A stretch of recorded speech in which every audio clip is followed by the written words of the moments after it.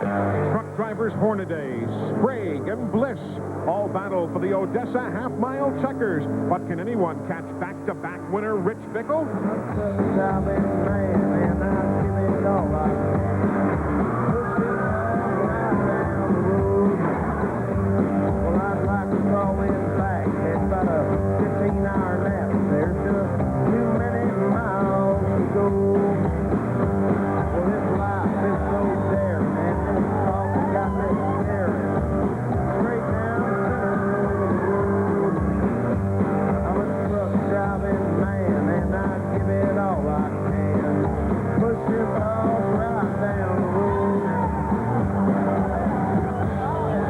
For a NASCAR Craftsman truck half-mile brawl in the Western Auto Parts America 200 next.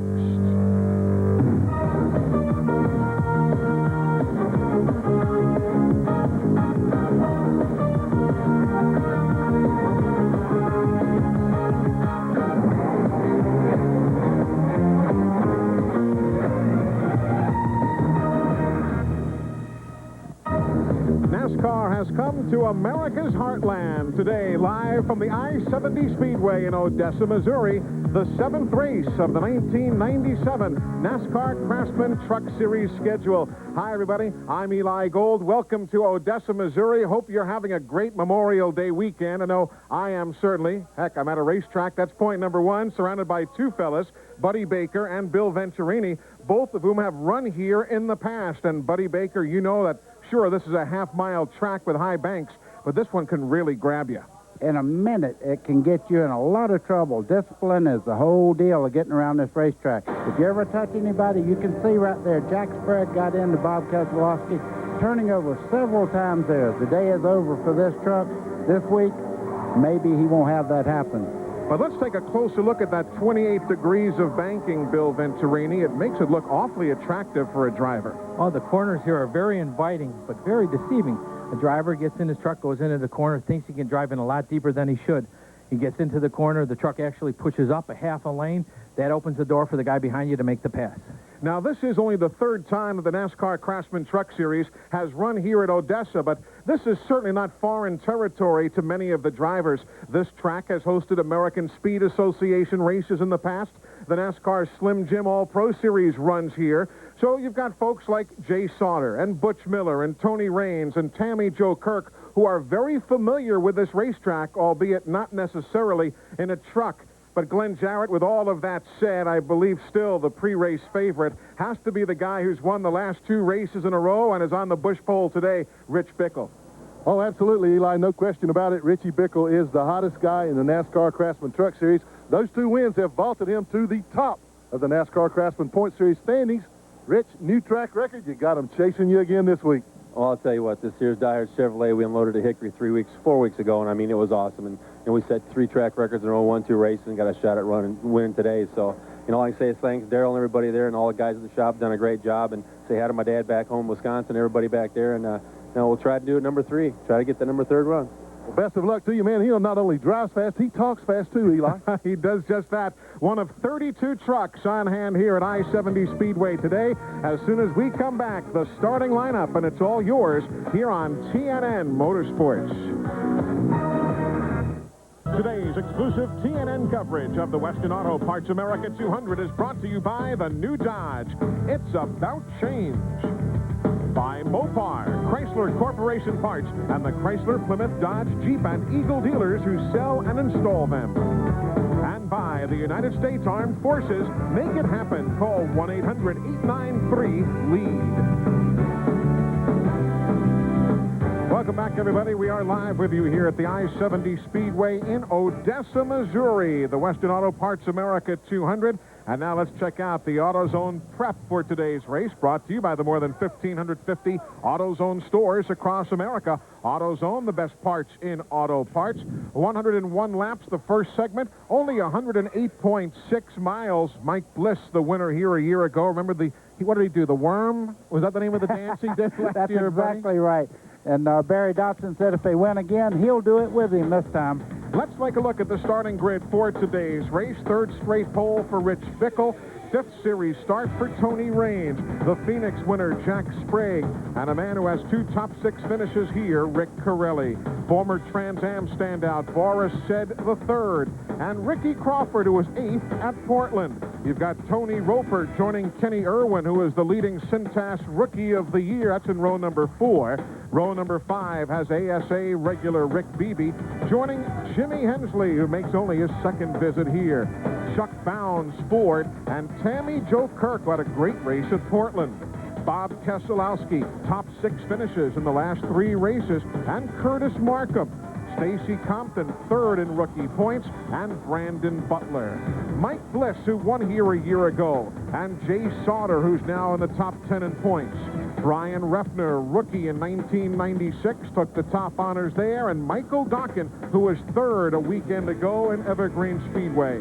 Terry Cook and Mike Cope is on hand. He's the 96 All-Pro Series champion. Kenny Allen and Lonnie Rush in 23rd and 24th spots.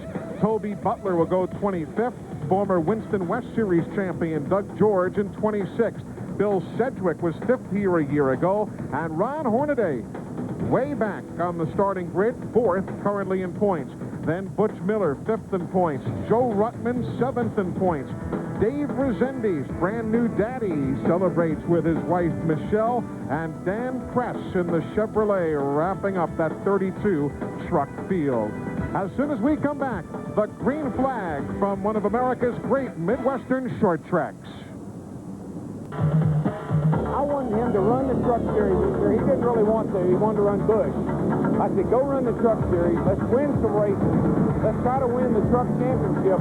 That's going to give us a lot of momentum going into 98 with a new sponsor and you as a Winston Cup driver. And boy, coming through. He is coming through. There is Rich Bickle starting on the Busch pole. We've got Tony Raines carrying an on-truck camera set for you today. We've got Boris Said III doing likewise, the Federated Auto Parts truck.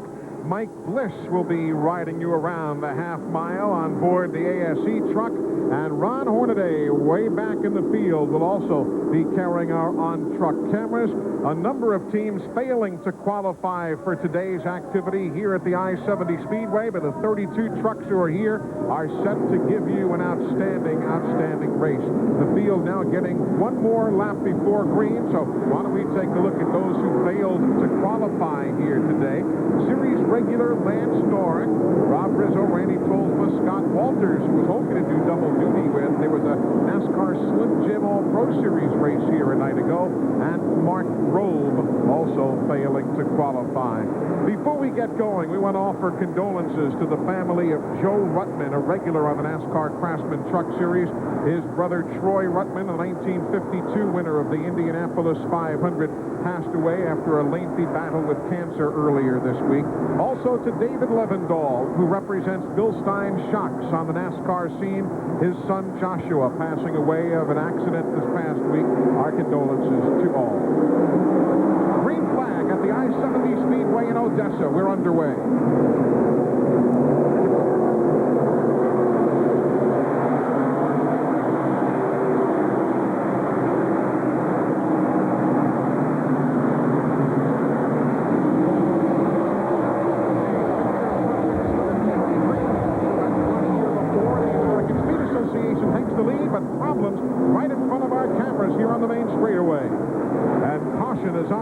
That didn't take long.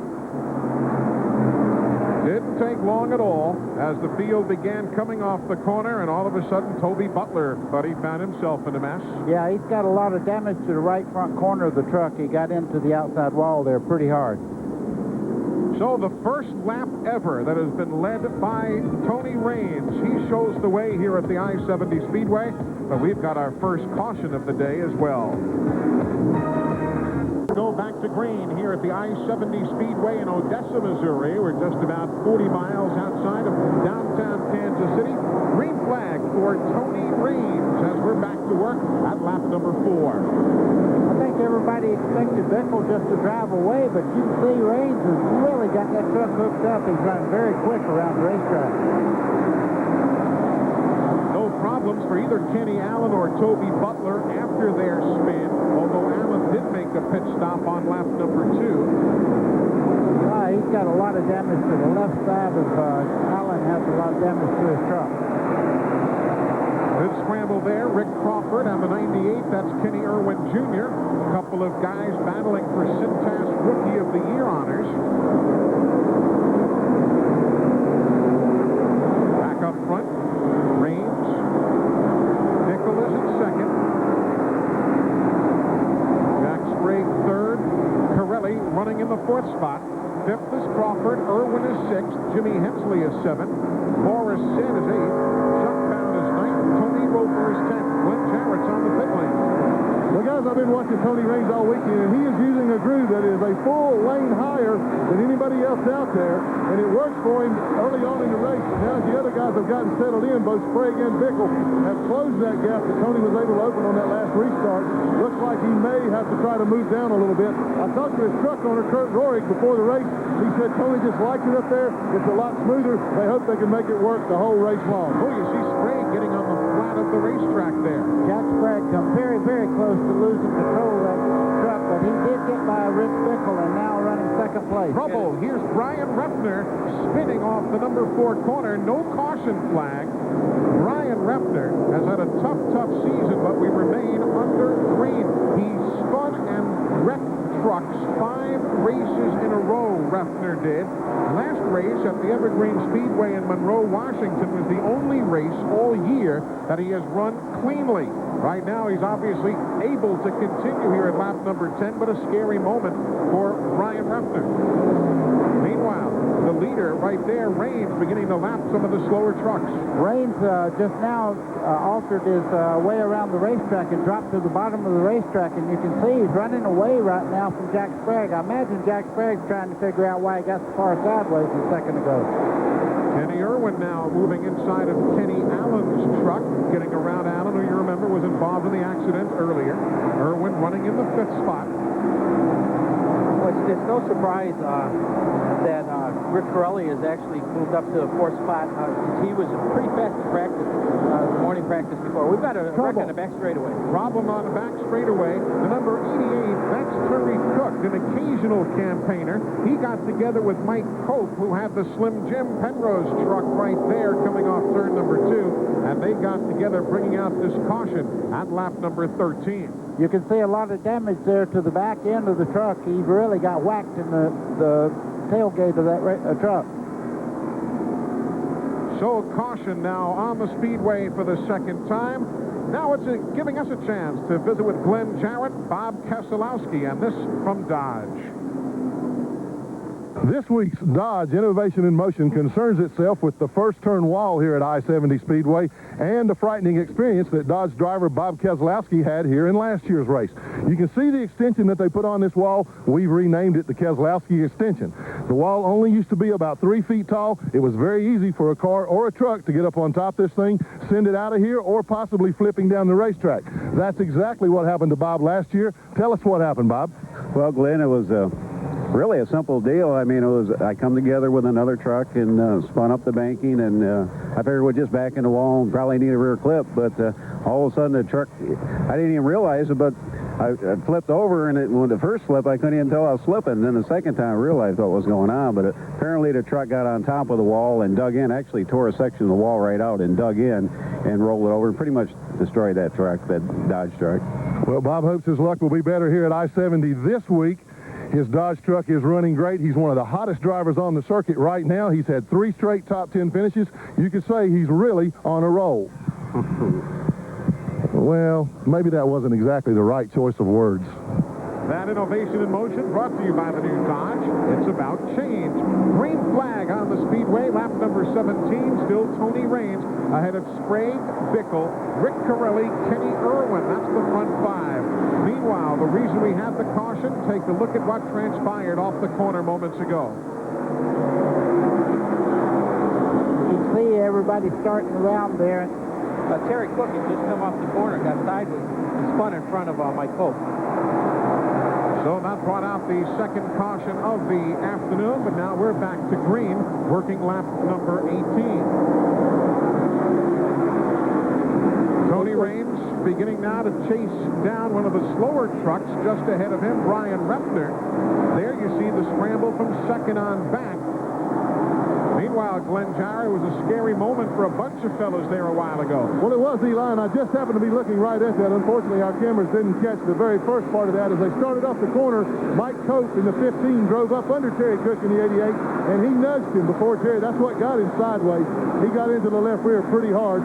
Terry just left the pits. He changed the right side tires under green. You can see a pretty good dent where Cope got into the side of him. Going around Brian Repner, putting him a lap down after his spin earlier. Reigns continues to lead. If you're curious about Ron Hornaday, he started in 28th. There he now runs in 15th spot. Not a major surprise. They had a situation in qualifying here yesterday where Brandon Butler's truck oiled down the entire half mile after an oil hose, oil fitting came loose. And Hornaday and some of the other fellows who qualified near the back of the field today were those who had to go out right after that incident, and there was a lot of speedy dry to deal with. It made for a tough situation. Yeah, as a matter of fact, on Ron's first lap of qualifying, he spun in 3 and 4, backed it, turned the truck around, backed it all the way back to the start-finish line, and took the second lap. Eli, you can see Joe Ruttman really working Hornaday over. He's in the 80 truck there trying to make the pass. I tell you, he's been to the outside 2 or 3 times, can't make any headway at all. Ruttman started in 30th. You've got Jay Sauter in the 3 right behind him, but this is the battle for 15th place. See Jay Sauter trying to take advantage as they go by Joe Ruttman now. You can see Jay Sauter now going down in the corner trying to take that spot away. And indeed he does, riding up a bit higher. You saw Hornaday. One of the good things, though, we saw our bumper cam was still working, and that's nice, the way he's made his way up through traffic. There you are with Ron Hornaday right now, working lap number 25. Ron's really off right now. He's not able to really maintain a lot of speed around this racetrack. This type of racetrack, you really have to use a lot of discipline. And if you start running too hard, too quick, the tires really go away in a hurry. Michael Dockin now challenging in with Mike Bliss there in the 2. The Dana Dodge and the ASE Chevy. You've got Butch Miller right behind as we're now riding with Mike Bliss.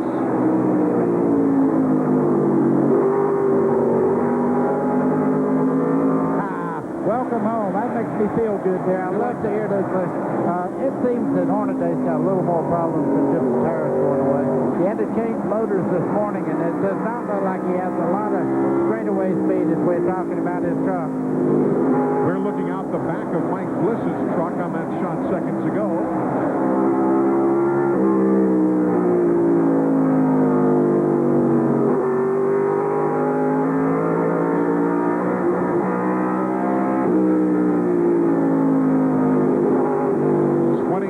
On the board. As the 13 is Curtis Markham. He's subbing for Mike Colabucci this weekend, being bypassed by the 2 of Mike Bliss. So that'll move Bliss up into the 17th spot around Curtis Markham's truck. Colabucci couldn't get away from his regular job, so they called Curtis Markham. I'm serious. They called Curtis on Tuesday, said, "Can you sub?" And he doesn't even have his own seat in the truck. He is using the seat for Colabucci, who's a much larger man than is Curtis Markham. Bill, this is about the time the truck's really starting to move around a little bit. The tires are getting a little bit hot, and they've run long enough under the green now that it starts getting slippery. Now is when the driving really comes in. Sure, 30 laps into the race now, everyone's tires are at the same point. They've got a lot of heat. They're starting to get a little greasy. And this racetrack uses up tires pretty well. We're not sure if the truck's going to be able to run all 100 laps to the break without having a problem with tires. Right now, it looks all right, but you can see the trucks are actually starting to just slip and slide a little in the center of the corner, and it's going to get worse as they come on. Now remember there, Bliss, with whom we're riding, is on the lead lap. The 66 Repner is 2 laps down. Finally is working his way free of it. Meanwhile, Hornaday is back to 23rd now, Glenn Jarrett. What's the story?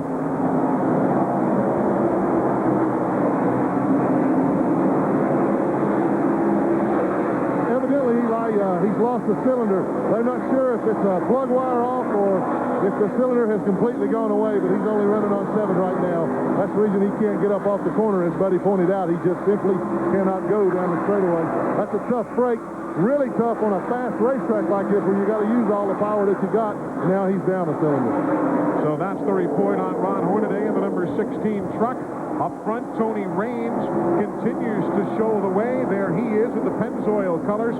Now 4 6/10 seconds ahead of the second-place truck, Rich Bickle.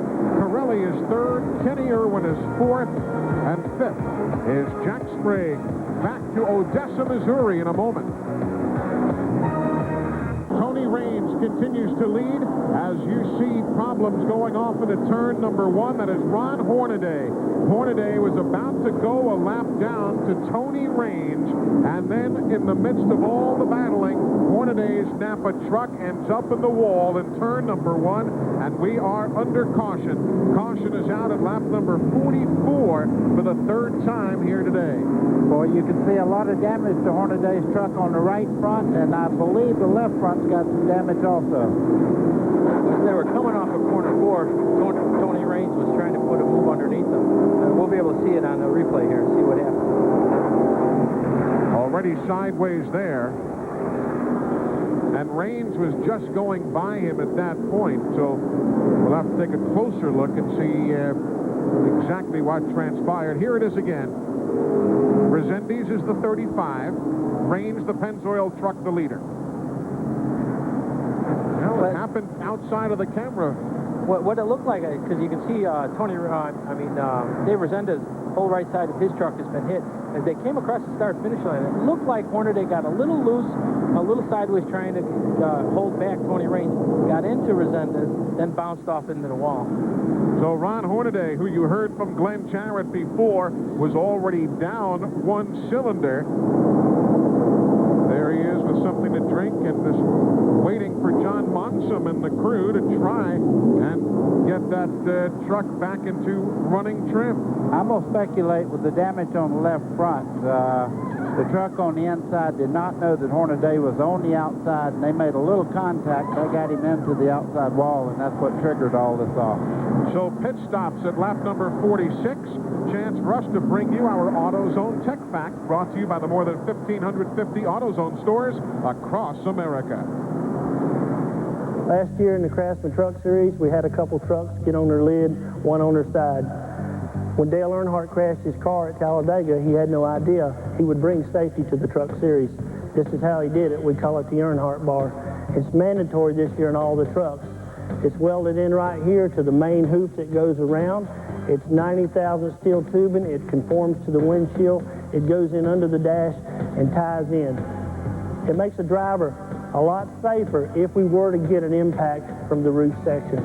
Thank you, Dale. Indeed, a big thank you to Dale Earnhardt. That truck, Ron Hornaday, only once all in his career has failed to finish a race. Let's take a look again at what happened.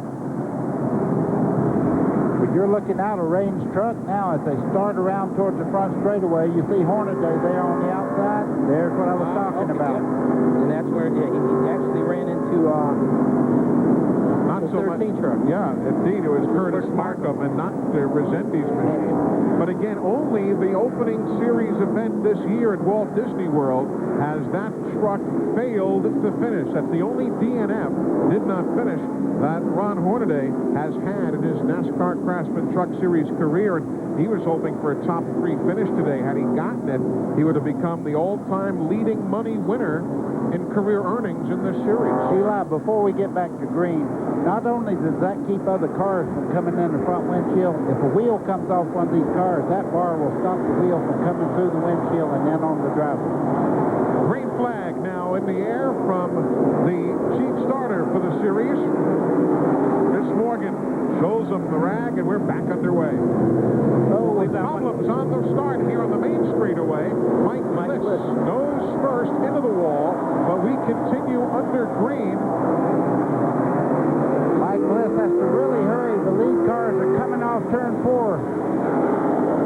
Back off into the corner they go. Raines the the leader. Kenny Irwin now running in the second spot. He is the leading rookie in the Cintas Rookie of the Year campaign. Across the top of the screen, you'll see the scoring rundown all afternoon, brought to you by the folks at Napa. At Napa Auto Parts, they keep America running. You can see right now Kenny Irwin's running very, very well. He's right up there and really making a run towards the front. Caution on the Speedway. There's oil on the track in turn number 3 that is being put down by one of the trucks. And caution for the 4th time this afternoon, buddy, has just been put on the field at lap 52. Mike Bliss has to go thank you, because coming back after winning last year, and he was just about to go a lap down. Now he's back in contention again. This puts him right back in the lead lap there. Oil and debris, as we saw there on that last shot. A bit of an overcast day, but it's a great afternoon for racing here in Odessa, Missouri. Glad you're with us. Exclusive TNN coverage of the Western Auto Parts America 200 is brought to you by Napa Auto Parts. At Napa, we keep America running. Field getting set to go green here at the I-70 Speedway in Odessa, Missouri. The restart 57. Tony Raines has a problem. The race leader goes wide in the corner and hands the lead to Kenny Irwin. There's Raines right there in the Pennzoil truck. Had problems on the start, and Kenny Irwin, the Rookie of the Year leader, is currently leading here in Odessa, Missouri. Eli, I'm only speculating he may not have cleaned his tires when they dropped the green flag. He went down in turn 1, turned the truck, and nothing happened. He went straight ahead. So there is the new leader in the Rebestis truck, trying to put a lap on Lonnie Rush in the 77. Glenn Jarrett's down on the pit lane, watching a lot of stories unfold. Well, Eli, things are happening down here a little faster than I can keep up. When we're in Hornaday's pits right now, take a look at the tires that they just took off of his truck. This is the left front. You see it wore completely through when they had it locked up trying to keep it off the wall. Left rear is the same way. Right rear over here was flat spotted. They came back in. And if I can turn it around, you can see it right there. That was the right side tire. He was glad to see that caution come out. He came back in and changed. One of the big problems they had now, though, is crew chief John Monson, while he was working on the truck, severely cut his left hand. So medics are attending to him right now. Meanwhile, you saw that Kenny Irwin's truck went wide. Jimmy Hensley is now the race leader, and here comes Irwin. The Rebestis Ford is heading to the pit lane at lap number 60. Quickly from Tony Raines to Kenny Irwin, now to Hensley. Flat right front on Kenny Irwin. You can see him changing the right front there. The truck just went down in the corner, went straight ahead towards the wall. You can see the flat on the right front. So Jimmy Hensley now the race leader. Boy, there's a heartbreaker for Irwin, who will lose at least a couple of laps. And there the 43 truck is the leader. Bickle in the 17 right behind. The 77 is still trying to stay on the tail end of the lead lap, Lonnie Rush. Jimmy Hensley finished 8th here a year ago. In this only his second visit ever to the I-70 Speedway.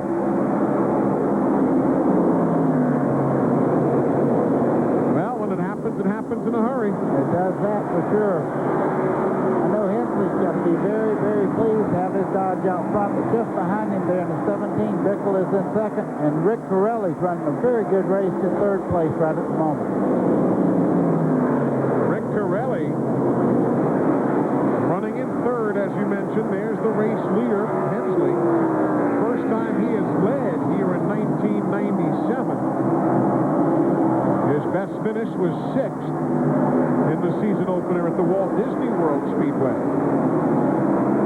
You know, at 4th place, we had almost a wreck there. You could see Corelli get down in the corner, get sideways. Chuck Brown got by him in the 99 there. And so does Ricky Crawford in the 14. So Bound and Crawford moving up a spot. We've got Jay Sauter spinning up into the corner of 3 and 4. And caution is on the Speedway as Sauter and Stacy Compton get together up there in the turn, bringing out caution for the 5th time. Lap 66, Michael Dockin also getting a piece of it as his truck is working around the racetrack now with significant damage. But there is Jay Sauter's truck.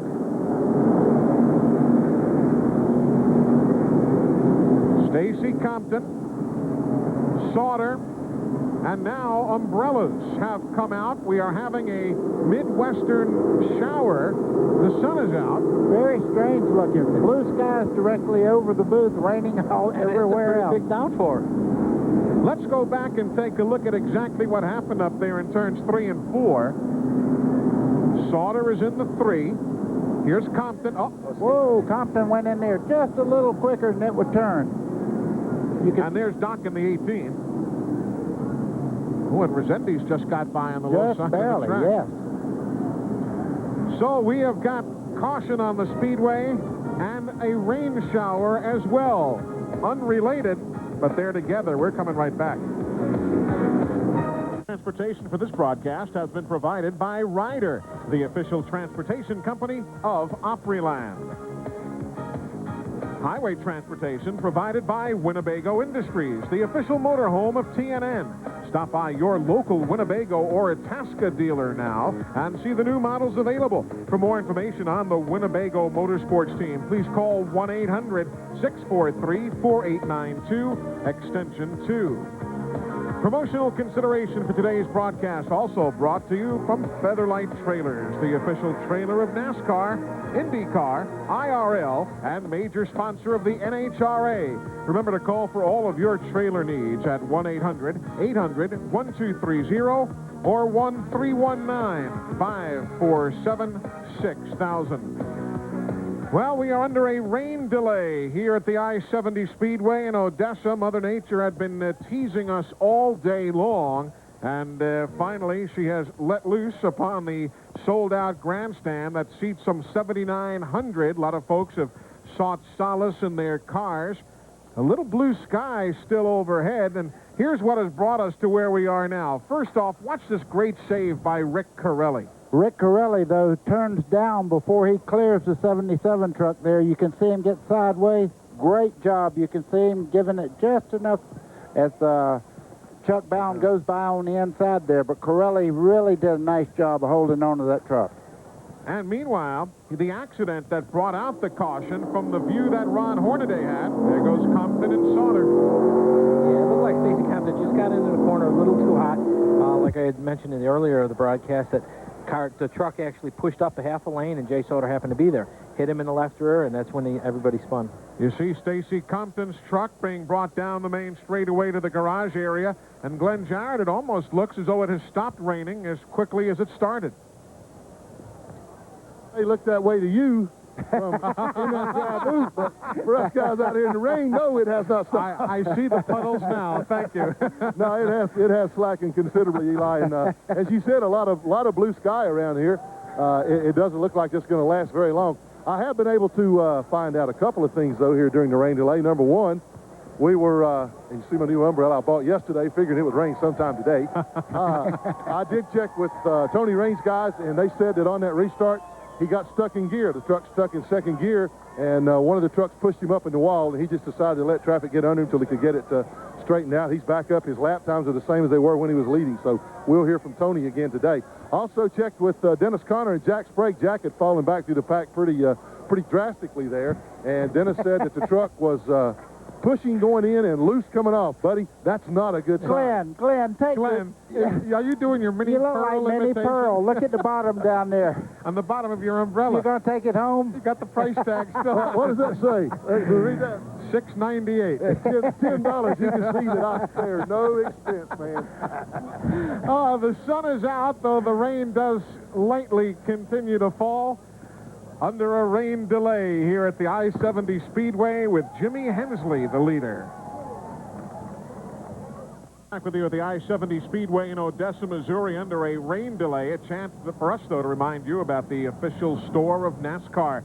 NASCAR Thunder locations open at the Gwinnett Place Mall in Atlanta, the Haynes Mall in Winston-Salem, North Carolina, the Westtown Mall in Knoxville, Tennessee, the Vista Ridge Mall in Dallas, and the newest location now open, the Kenwood Town Center in Cincinnati, Ohio. And as a matter of fact, coming up later this year, you can look for about 10 or 12 new locations to be announced. So check out a NASCAR Thunder location already open near you, or get the good news about a store that is coming to your area.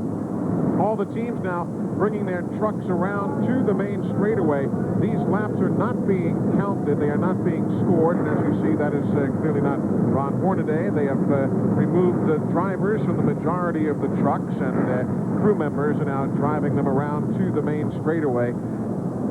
Lap leaders this season, well, there have been a pretty good bundle of them, but look how competitive Bickle and Jack Sprague have been this year. Well, there's a funny story about Jack Sprague. His crew chief has said if he wins a short track race, he's going to shave his head.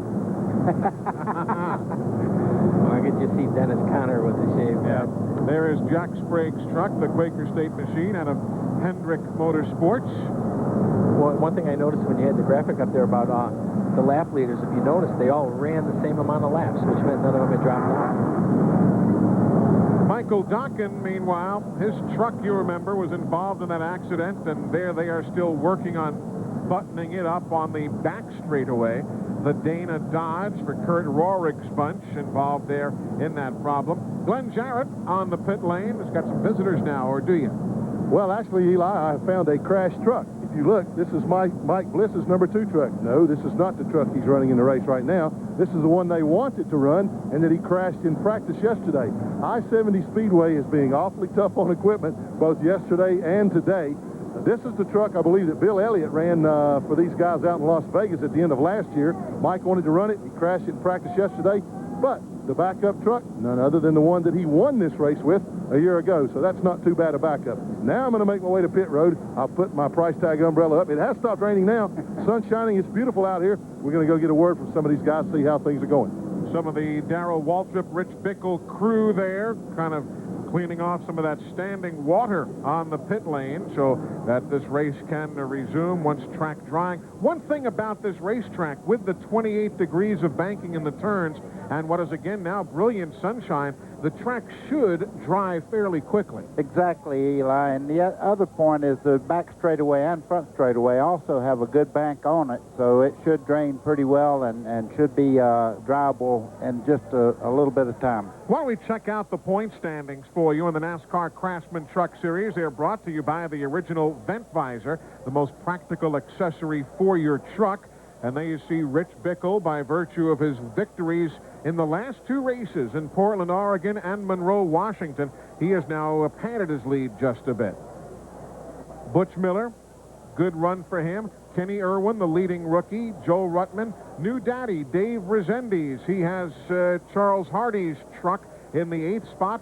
Good run for Chuck Bound this season. It's been nice to see Chuck get himself back in gear with a serious run here for the Exide team and Jay Sauter. And I mentioned earlier that Dave Rezendes is the new daddy.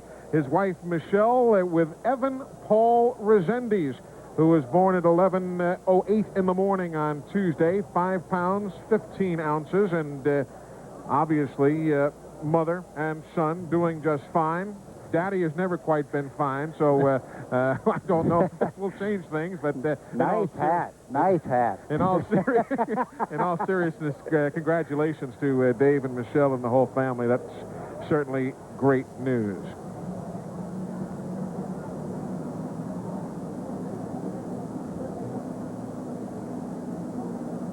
Right now, from the I-70 Speedway here in Odessa, why don't we turn things back to the TNN studios in Nashville, Tennessee. We've got more coming up from I-70 shortly. 70 Speedway in Odessa, Missouri. Eli Gold, Buddy Baker, Bill Venturini in the midst of a rain delay during the NASCAR Craftsman Truck Series race. Jimmy Hensley is currently showing the way. Let's talk about what this does, A, to the drivers, and B, to their racing engines just sitting here for 20, 25, 30 minutes or more. Well, I can speak for myself. Anytime there was rain on the racetrack, I was all hyper anyhow, and I was ready to go. And when I had to stop like this, it took me just a few laps to get the rhythm back. Now, how about the track itself, though? After rain, it'll come in and wipe away all of the debris, the rubber, the grease and all. Well, I don't think it was a big enough rain to really affect the way the racetrack's going to handle. But like Buddy said, the biggest problem that driver's going to have is the adrenaline. He builds up that adrenaline before the race starts, gets going, gets into his rhythm right away. Now he's got this lull, his adrenaline's down. He's got to really concentrate the first 5 or 10 laps to get that back up. And certainly, Glenn Jarrett, during your driving days, you've faced situations like this as well. Well, yeah, I did, Eli, but most of the time when I stopped, it's because I'd hit something. Freddie Fryer's saying something to me now. Oh, they want to get the truck in behind this shot here. Freddie Fryer is the crew chief on Jimmy Hensley's truck, the number 43 Dodge, owned by Richard Petty, who is currently leading this race. Any concerns at all, Jimmy, about this delay, other than the fact that we didn't run quite enough laps? Been nice, been on 1 lap, but no, the truck's been great. The whole race, really, started 10th, just kind of by that time, just kind of worked our way up through. The Cummins Dodge is running really well right now, and hopefully the little rain delay won't dampen how we were running. A lot of guys are sideways and pushing and loose, and we've been pretty straight, most of the race. So I hope it's that way when we go back. Well, I'm sure it will be. If you can see the breathing strip, the breathe right strip on Jimmy's nose there, that's not to help him breathe right. That's to hold down the snoring in the truck, man. He's such a cool customer. He sleeps while leading this race. The Virginia gentleman. He is from Horse Pasture, Virginia, Jimmy Hensley is. That's a suburb of Ridgeway, Virginia, which is also a suburb of Martinsville, Virginia. You get the idea. He's a cool customer. As soon as we come back, we've got more coming your way from the I-70 Speedway as we wait out a rain delay in the NASCAR Craftsman Truck Series race.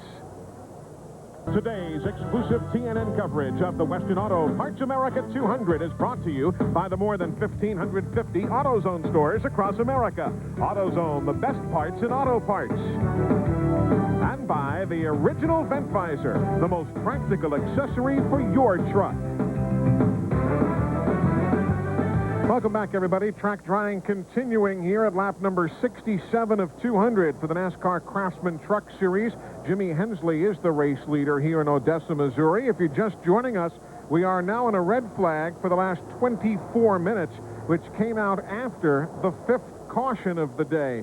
The first caution was on lap number 1, then one on lap 14, 44, lap 52, and then finally lap 66. As Jay Sauter, Michael Dokken, and Stacy Compton got together, and it was during the cleanup from that last caution when the rain shower came. Only Compton's truck is currently being shown out of the event, although there's got to be a lot of work done to the Sauter and Dokken machines once this day continues. And if you're not familiar with NASCAR racing rules, we'll remind you that when the red flag is displayed, as is the case right now, all work must stop on the truck. So Sauter's crew and Compton's crew and Dokken's crew are powerless to work at this point. They've got to wait for at least the caution to be displayed again. You can't work on them, but you can sure look at tire wear and stuff like that. And I guarantee you they're smoking it over. Speaking of smoking, look at the tires there as they are drug around here. The big tractor tires that they pull behind the trucks there are beginning to smoke. That's a good sign. That means it's getting dry enough to smoke that tire, so it won't be long now. We told you Jimmy Hensley is the race leader, but the man who is going for his 3rd win in succession is now running in the 2nd spot. Rich Bickle and Glenn Jarrett are together down on the pit lane. And we're just standing here talking about what you just said, buddy. This thing is drying out fast. The steep bank plus that hot sunshine right now. It is bright and warm out here. Rich, your truck looked like it wasn't doing exactly the way you wanted there in that first segment. Well, 1 out of 3 trips the last 3 races, we're a little bit off. We're a little bit loose right now. But, like I said in the beginning, this place is hard on tires, so I knew I was a little loose, so I've been saving the right rear, and hopefully, we'll come in there to the break and make adjustments. So Sears Dyer Chevrolet and take her to the front in the second half. We've seen a lot of guys that are ahead of you have had problems already having tire problems. Well, like I said, this place is rough, and it's really hard on the right rear, and if you don't use your foot here real easy and not try to slide it getting in and, burn it up coming off, you really got to take your time with it.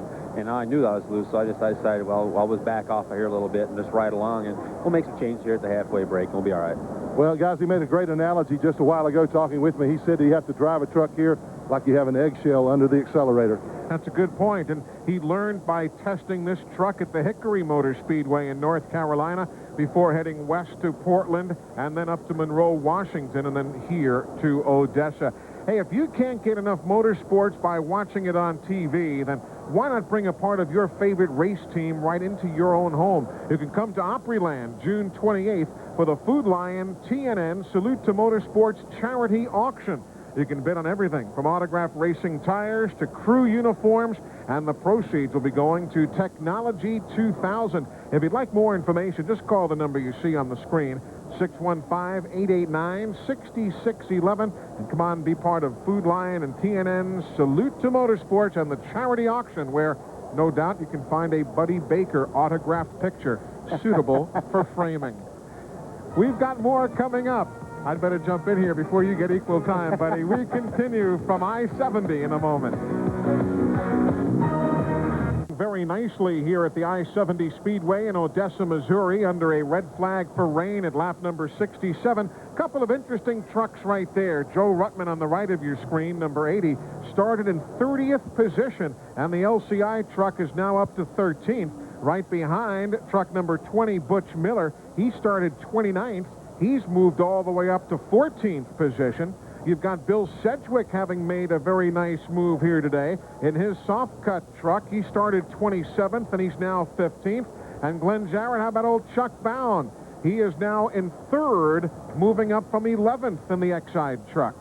Yeah, he hasn't wasted too much time, Eli, moving right to the front. He and I were talking while we were away at break about the 3 guys that are leading this thing right now.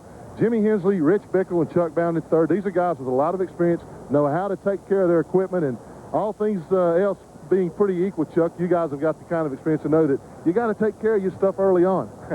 Yeah, I think one thing that's helping me, Glenn, is I've never been here before. So maybe I'm being a little bit wiser, or I don't know, maybe luckier, but my guys have done a good job with the Exide Ford. I think it's running pretty good. I hated to see that rain come because we were just starting to really pick them off and get a chance to run for the lead, but the weather's looking pretty good. I think we're going to get back out there and see what we've got. Well, how was the track to you? Was your truck tight or loose? We're doing a little bit of both, depending on how many consecutive green flag laps we ran. I'd get loose in a long run, but when we had a bunch of yellows, it'd get back tight again, so I don't know.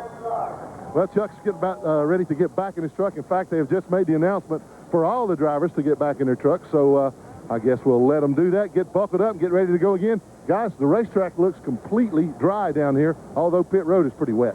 Pit road is a bit damp yet, but we will be ready to go racing in just a short while. Near the back of the field, see truck number 88 right there in the middle of the screen. Terry Cook out of Sandusky, Ohio is the driver.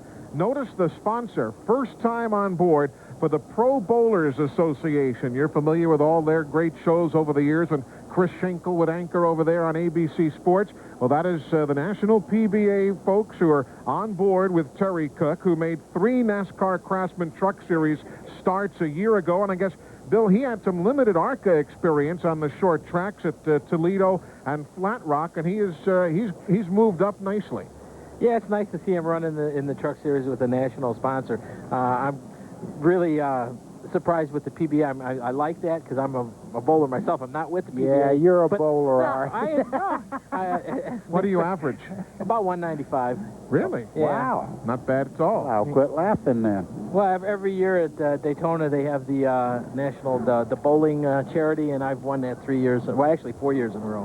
Well, it's great to see the folks from the Pro Bowlers Association on board, joining the National Hockey League with Lance Norrick's truck. By the way, if you'd like to log on right now to your computer, www.nascar.com. That's the address for NASCAR Online. Andy Hall from NASCAR Online with us here at the I-70 Speedway in Odessa, Missouri. He's got the scoring updates, all the information for you. You might want to check it out. And, hey, have you heard what the critics are saying about the TNN Motorsports video game, Hardcore 4x4, available for the Sony PlayStations and the Sega Saturn system? It is a very amazing sense of realism, they have told me. I must admit, I am not one who is particularly proficient, but I can certainly appreciate what I'm looking at. They say if you get any closer, you're going to have to scrape the mud off your TV. So check it out, the Hardcore 4x4. We are at the I-70 Speedway, as the name would suggest, right off Interstate 70, about 40 miles east of Kansas City. Couple of moments away from resuming racing here in Odessa, Missouri. Blue sky overhead after a rain delay that has now gone 35 minutes in duration. Hope you can join us next weekend. We've got a big doubleheader of NASCAR racing on TNN next weekend.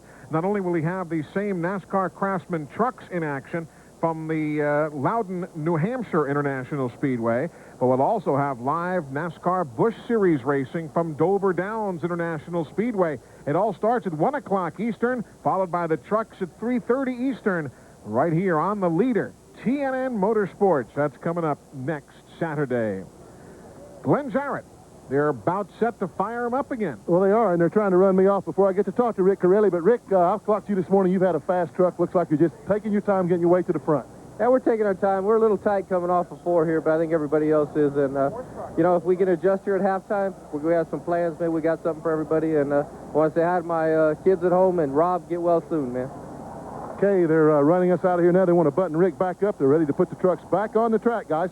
The Rob he's referring to is Rob White, who is home recovering from surgery. Rob has been a member of Rick Corelli Racing ever since that our organization began. He is one of the charter members, and this is the very first race that Corelli has competed in that he's not been alongside. So, Rob White, certainly look forward to seeing you back at the racetrack very, very shortly.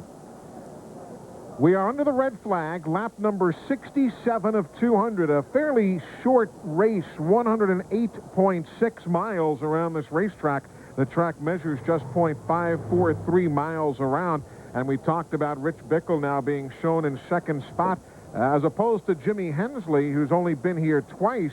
Rich Bickle has only been here 3 times. You'd think that Bickle has been every track a whole ton of times, only the 3rd time he has visited this speedway, and the first time was just for a 1-lap shot when he subbed for Scott Hansen, who had a broken leg during an ASA run here. And Rich Bickle has been here before, but doesn't have a ton of experience on the track. Good to see you folks. We appreciate your being part of it all here on TNN Motorsports. Our congratulations to Joe Nemechek. He was a winner today at the Charlotte Motor Speedway, the NASCAR Busch Series running in advance of tomorrow's Coca-Cola 600.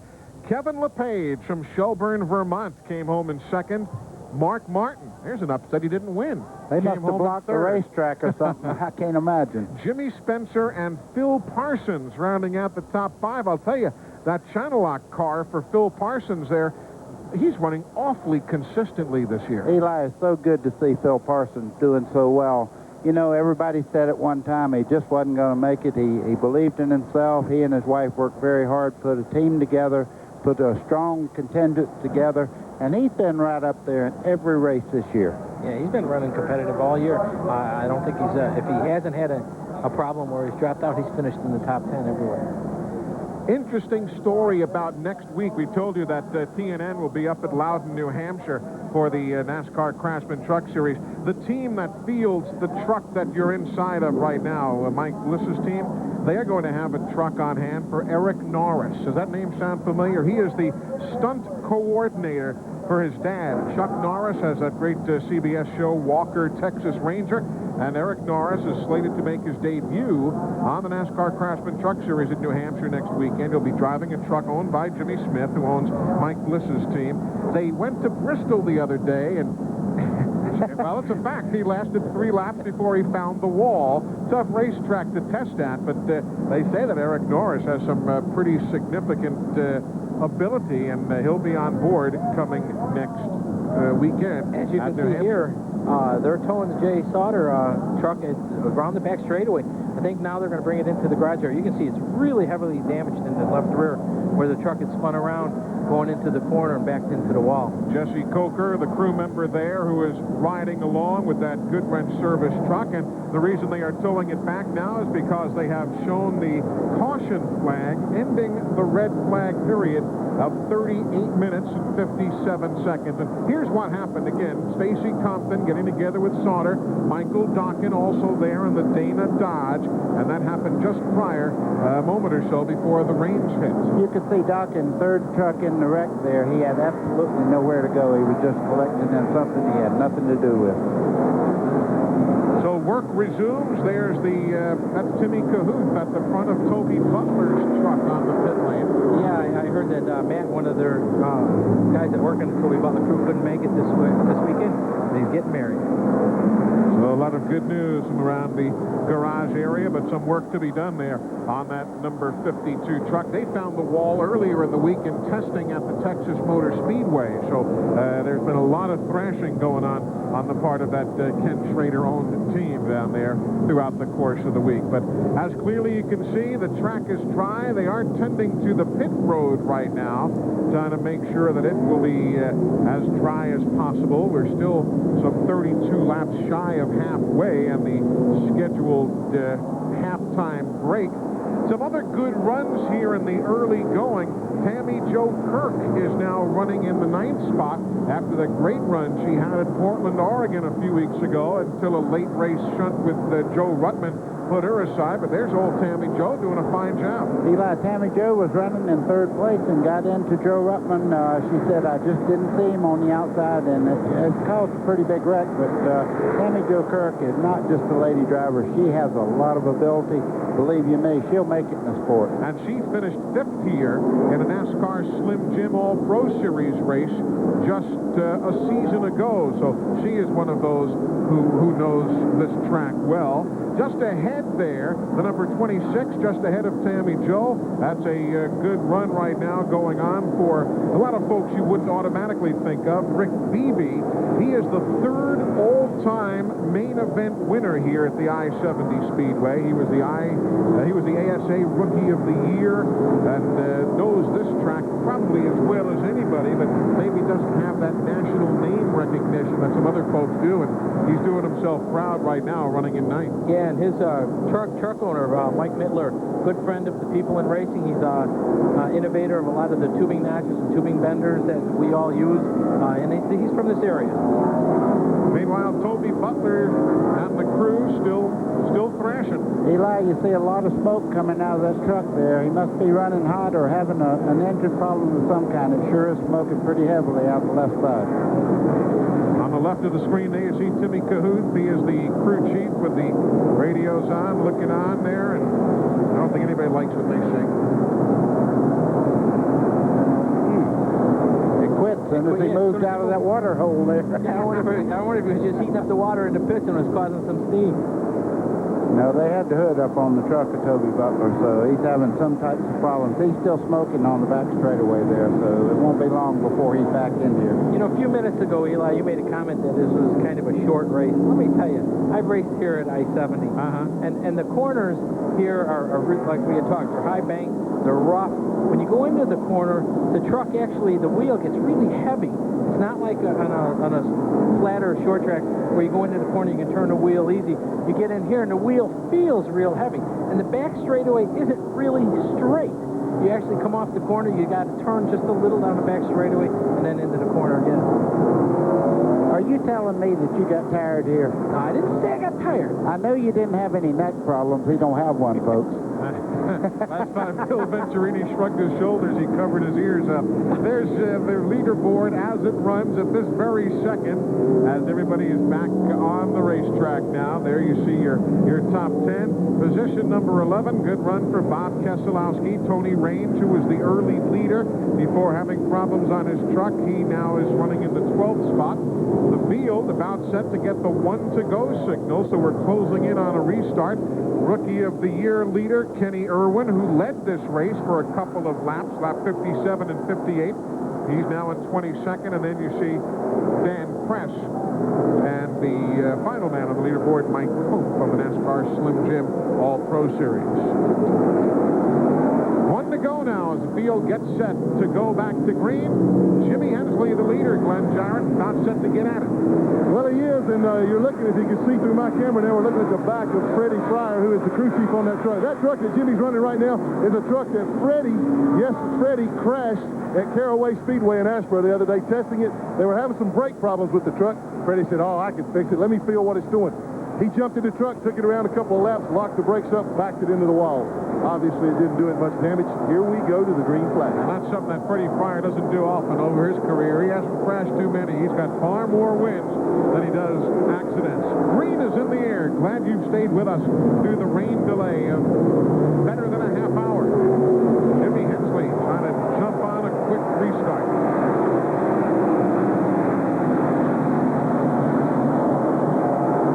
Eli, this is always a dangerous part of the race when they're running side by side on restarts like this, and you have lap trucks in there, and you can see these guys are really going at it right now, trying to get back up there. The lap trucks are trying to make up their laps. Well, this guy right here, Ron Hornaday, he's 10 laps down, but nevertheless, back out there running. He's not driving like 10 laps. He looks like he's driving to the front right now.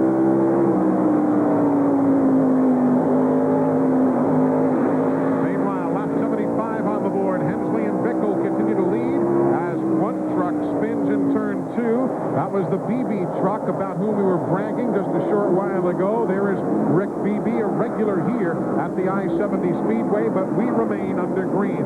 Glenn Jarrett has a battle for the lead right now as Bickle makes a move to the inside of Hensley, and here comes Kenny Irwin Hensley as well. got real loose. Yeah, right in the center, 1 and 2 on the last lap. Jimmy Hensley got loose going into the corner, and Bickle got right underneath. So Rich Bickle, now the new leader here at the I-70 Speedway. Again, Kenny Irwin behind him a couple of laps down, and there you see the second place man, Jimmy Hensley. Looks like Kenny Irwin's really going to make a move here on Bickle any second. He's tried him on the outside twice. Now he's looking to the inside as they head down the back straightaway into turn 3. He's got his hands full right now, Rich Bickle does. Again, that battle for the lead moments ago. Here's how it unfolded. Actually, they were going in the other direction at the time, but you kind of get the idea. There he went, just the least little bit loose for Jimmy Hensley. And it's all the opening that Rich Bickle needed.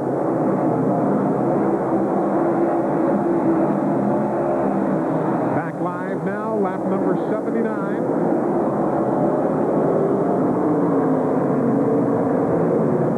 Bickle, who has won the last 2 races in succession.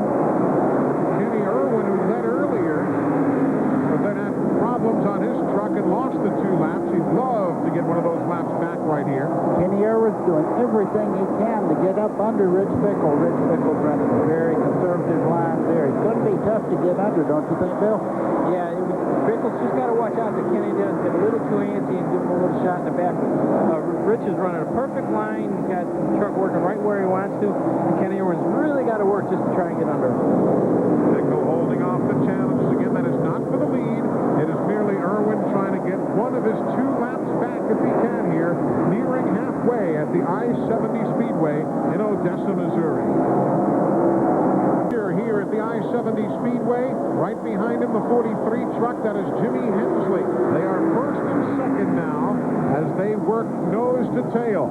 Meanwhile, Bob Keselowski on the pit lane. He pitted at lap number 89 a couple of laps ago because of this incident, Bill Venturini. Yeah, you can see he's coming off of corner 4 here. He actually got down on the flat, and what it did is it upset the truck, came off the corner, and then pushed him up into the wall.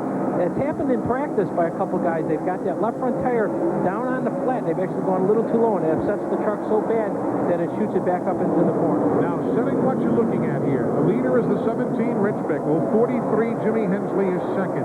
The next truck in line is Ron Hornaday. He is still 10 laps down, although we should say he does have fresh tires, and they found the reason they were down on 7 cylinders. They had a spark plug wire that had come off. They have replaced it, so he is up to full song, but 10 laps down. Then behind him will be Chuck Bound, who's running in the 3rd spot. In the garage, Stacy Compton, Jay Sauter, and Toby Butler's crew has now pushed his truck behind the wall.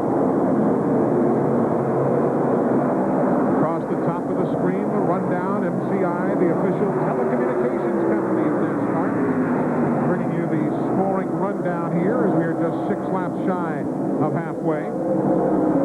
The lap traffic coming into play right now. The 4 of Sedgwick is trying to go around the bottom part of the racetrack, and the leaders are really all over him there. A little contact there between Hornaday and the 43 of Hensley. And another truck that's joined that battle now is Chuck Bound, the 99 truck of Chuck Bound.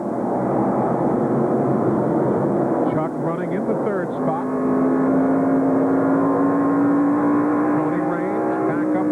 Remember, he was the leader for the first 56 laps. Eli, there's no question about whether Raines is the fastest truck out there or not. He he's really able to make moves on the outside. He's trying to get my Chuck Bound as we talk, going off turn 2. Yeah, that's the only truck that we've seen today that actually can make a move on the outside of somebody. Around Lonnie Rush go the race leaders. And some significant traffic now. Fighting with Raines in third.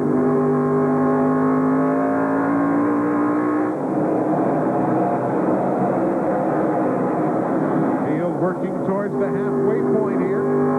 After a rain delay of 38 minutes and 57 seconds. Look at Tony Raines there trying to take second place away from Jimmy Hensley on the outside. Looks like he's going to pull it off. And he goes outside of Hensley, goes around Ryan Refner, and catches up with race leader Bickle. As caution is on the Speedway, the halfway break here at the I-70 Speedway in Odessa, Missouri, as Rich Bickle leads him at halfway. Caution number 6, it comes out at lap 101, one lap past the halfway point. Bickle the leader. Raines is second, Hensley third, Chuck Bound, Joe Ruttman, Crawford, Roper, Miller, and Corelli. Today's exclusive TNN coverage of the Western Auto Parts America 200 is brought to you by Napa Auto Parts. At Napa, we keep America running.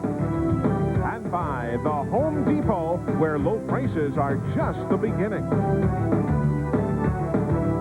Welcome back to the I-70 Speedway, the halftime break in the NASCAR Craftsman Truck Series event. You know, Glenn Jarrett, the old saying about things getting better with age. Rich Bickle is leading, and I'm not talking of Rich's age, but that truck is the second oldest truck in their stable, and there he is leading the race today.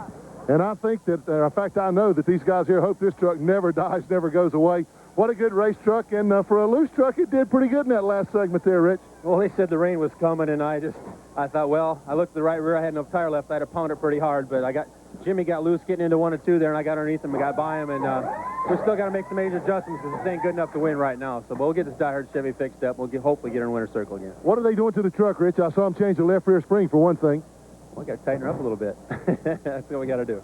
Well, he's not going to give any secrets away, and they are working on tightening that truck up right now. As he said, he knows the 19 truck of Tony Raines was coming. They got to get a little better to hold him off. Trying to go for his third win in succession. Let's take a look at the full field rundown for you. Look at old Tony Roper right there, Bill, in 7th spot in Bob Brevac's truck. Yeah, I'm glad to see that. This is Tony's old home track, and Bob Brevac, the car owner, the truck owner of the team, looking for a major sponsor for that program. But glad to see it. A good effort for the whole team. Moving further back now, positions 11 through 20. Tammy Jo Kirk at the top of that list, and Curtis Markham in 20th, driving the Calabucci truck here this weekend. Lonnie Rush hanging in there. Ron Hornaday, after his problems of earlier, he is now 10 laps down in 24th. And then you get to some of the others who've been involved in shunts here this afternoon, including those who are in the garage area. Back to Glenn Jarrett. And sitting by Jimmy Hensley right now. Jimmy finished third in the first segment there. And Jimmy, you looks like you didn't even give the 19 truck Tony Raines even a battle there at the end. Just let him go. That truck was fast. Yeah, he come up on me there pretty good. You know, I don't need to run him in the wall. You know, it's just halfway. So, you know, I his truck's working really well. I think we have a good truck. 17 truck's good. 99. So, you know, we look for a tough battle here the latter part of the race. Looks like you had something for the 17 truck. You could run right with it. Well, he was better on short runs. I needed a little longer run, and I just let him. I got a little bit loose, you know, when he got by me, and then I was as good as he was the rest of the way, you know. But made a little mistake and let him get by me. So see if we can't do something about that second time around. Well, Jimmy Hensley doesn't make many mistakes. You can bet if he can grab that lead back, he will. And he has Dodge's best ever finish here at this racetrack. They were rammed tough all the way to 8th place here a year ago with Jimmy at the wheel. Closing in on the restart in a moment. Destination of NASCAR, Opryland, USA. Give them a call at 615-889-6611. Get yourself all set for a great time at the official destination of NASCAR. And yes, if you're wondering, the Food Lion, TNN, Salute to Motorsports will be returning to Opryland. The dates are June 25th through 29th. And for more information, just again, call that same number Monday through Friday, 615-889-6611. They'll give you all the details you need. Rich Bickle is the race leader as we get set to go back to work. Glenn, super run for Tony Raines, the defending ASA champion. He's second right now. Oh, absolutely, Eli. We talked about how fast he is. He was so fast when I came down here to talk to him in the pit area, he'd already left. He's real quick. He got into the wall a little bit on that restart there, and I thought there might be some damage to the truck, but I talked to the guys. They said no. In fact, they said if it did anything, it may have helped the truck. He's real quick. They made no changes on that truck except changing the all four tires. That's all they did. They say they weren't going to touch it. Tony was completely happy with the truck, and well, he should be. He charged to the front one time, took the lead, ran off, left everybody, had the problem on the restart, and came from the back of the pack to finish second. Man, he's the guy to watch in the second half. And Tony Raines is carrying one of our onboard cameras today. Yeah, Tony's doing a great job. Like Glenn had said, that at first when he was leading the race on one of the restarts, transmission stuck in gear. He lost valuable positions doing that. Then just before we went to the rain delay, about 2 laps before that, coming off of turn 2, Tony got off the corner high, hit the wall, and again lost valuable spot. Now he's all the way back up in the second, so he's actually gone through the pack twice just to get where he's at. You can see the damage right there that Bill was talking about on the right side of that truck. He flattened that side out, but apparently didn't hurt the running gear whatsoever. Updating you on garage area news. If you're a Toby Butler fan, he is returning to the racetrack now, 34 laps down. But as he comes back, they are pushing Bob Keselowski's truck back up the pit lane, heading to the garage area. So the veteran from Rochester, Michigan, is not going to be able to post another outstanding finish here. He's had 3 successive top 6 finishes this season, but there you see Keselowski's truck at the head end of the pit lane being pushed back towards the garage area. Chris Morgan from Santa Barbara, California, the chief starter for the NASCAR Craftsman Truck Series. Wayne Aughton is the series director. He's from Hickory, North Carolina. Kip Childress from Winston-Salem. He is the Pace Truck driver. As we get set to go back to green here, lap 101 of 200. And you can see the number 98 truck of Kenny Irwin Jr. has been, he's pulling up alongside of all of the trucks in front of him. I think it's because he's, I don't know what he's doing right now. If he's going to try to come back in the pit. He's 1 lap down right now. I think what he's trying to do is get ahead of the 88. He's a little bit faster truck and try to get back in the lead lap, the tail end of the lead lap. That's what he's trying to do right at the moment. Yeah, all the other trucks that he had passed coming down to the inside lane were more than 1 lap down. But it doesn't look like the officials agree with him. Kenny Irwin at this point being shown at lap number 100, everybody else at lap 101, as he was trying to move up to position himself, but he will have to settle in right behind the 88 of Terry Cook, the driver we had talked about earlier from Sandusky, Ohio, who has the PBA sponsorship on board his truck here today. Just joining us, we are working the 6th caution of the afternoon. Tony Raines has led today for 56 laps. Kenny Irwin for a couple of laps. Jimmy Hensley led from 59 to 75. Rich Bickle has led since, and we are back to green flag racing. Boy, oh boy, the 88 truck got very sideways. You see Kenny Irwin finally got by him there, but the 88 truck turned completely sideways on the front straightaway and really held that inside line up. There is Irwin unable to get back close to the lead lap trucks, but the good battle shaping up right off the bat. Bickle the leader, Tony Raines in second, and you're riding with Raines. You're going to see a pass to the lead if Tony Raines keeps running like he's running right at the moment. That truck looks like in turn 1 and 2 that it's 5 miles an hour faster than the lead truck right at the moment. He comes off a corner 2 faster than anyone I've seen all day.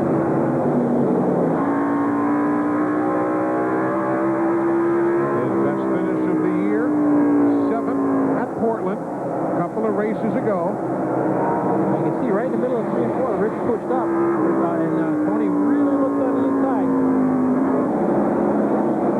Nose to tailgate, just a 1/10 of a second separating the two. And that time Bickle was able to keep it down low coming off the floor. Tony had no way to make any movement. that's hoping both of them will make a mistake right now is Kenny Irwin. He has a fast truck. He's a lap down, though, and would love to be back in the lead lap. There you see the 43 truck, fourth in line, but third on the leaderboard. That's Jimmy Hensley. And Chuck Bound behind him in fifth. There's Jimmy.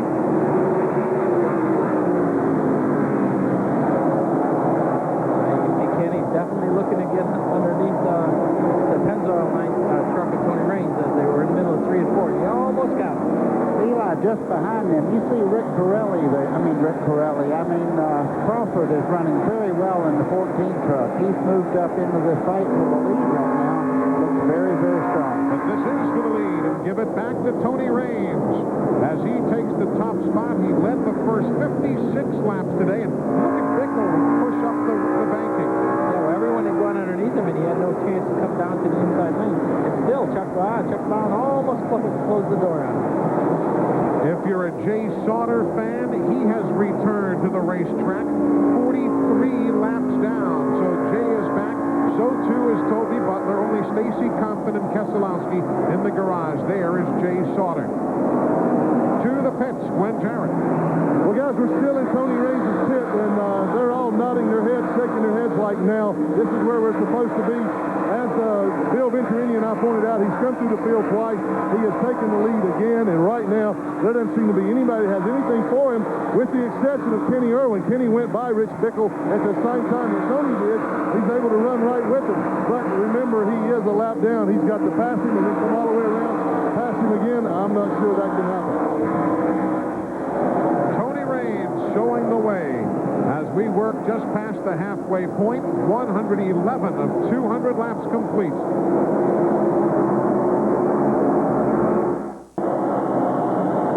115 laps on the board. There's Jimmy Hensley now in second. Rich Bickle is running in third. Tony Raines, however, is the race leader. He is pulled away by 1 2/10 from that truck right there. And there's your second and third place battle that we were talking about with Chuck Bound now running in fourth.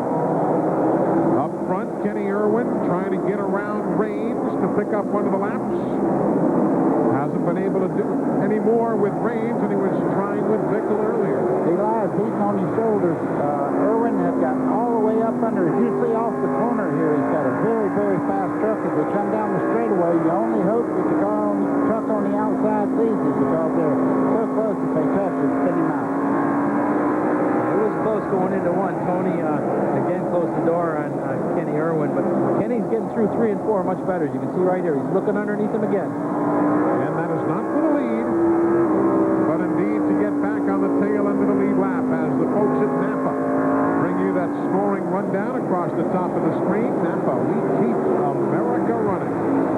Eli, the question there, people at home would say, why wouldn't he just let him go on since he's a lap down? But you can see he's equal to him, and they have to race like that to keep him back. If you keep that truck down the lap, you don't have to worry about him at the end.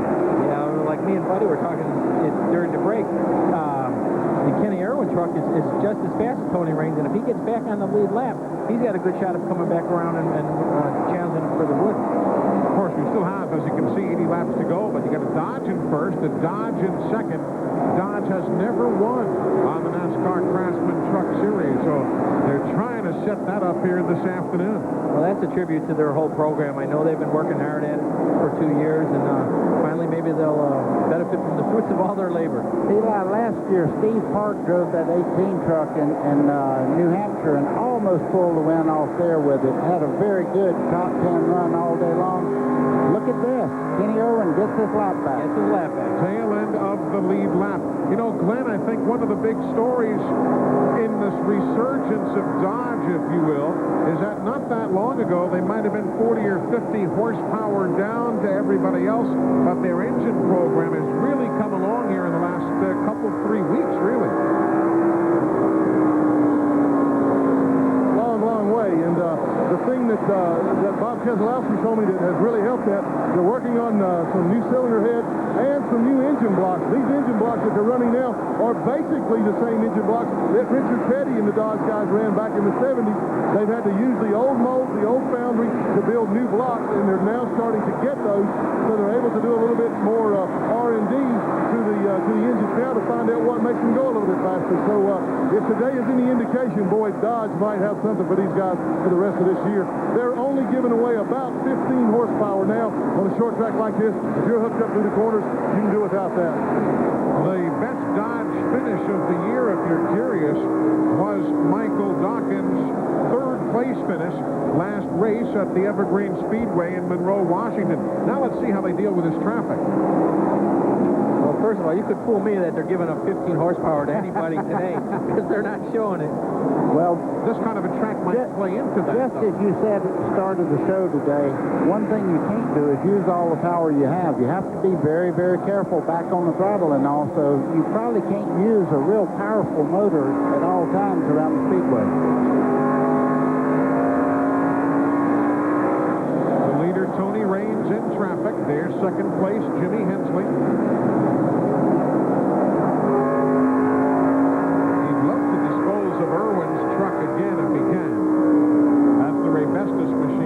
Ahead.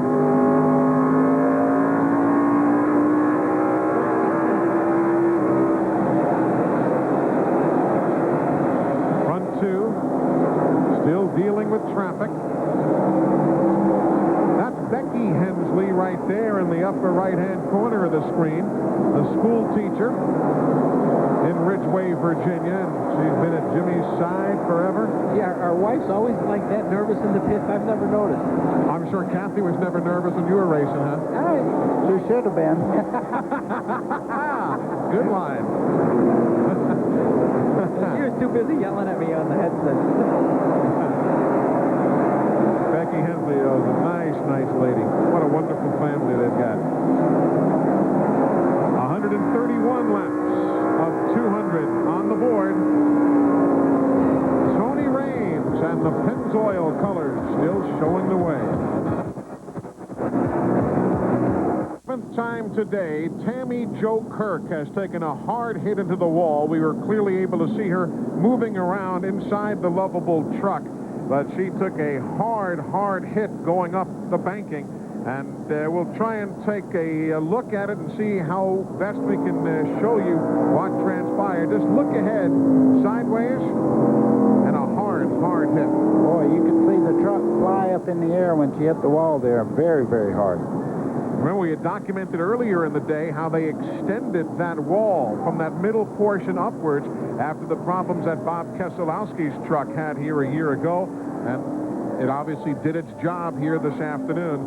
Tammy Jo Kirk with the 7th caution of the afternoon. Again, we did see her clearly moving around in the truck. And the crew's still working there, but we saw her take off the helmet, not take her gloves off. So Tammy Jo Kirk apparently done for the afternoon. She's had, well, there she is climbing out right now, and she's had some tough luck. He had that super run going in Portland a few weeks ago, and then got tangled up with Joe Ruttman very late in the day. But she's obviously doing just fine. I say. Well, yeah, you're as fine as you can do after wrecking your truck. I'm wondering if we can tell if she actually got down in the flat going into one. That's what it almost looked like when she was going into the corner. It doesn't look like anybody really hit her, but she might have got that left front tire back down on the flat again like had happened earlier.